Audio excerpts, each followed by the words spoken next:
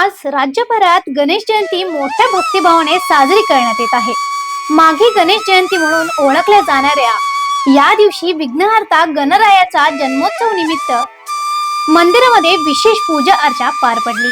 बेळगाव तालुक्यातील हिंडलगा येथील श्री गणेश मंदिरात आज सकाळपासूनच भाविकांची मोठी गर्दी पाहायला मिळाली.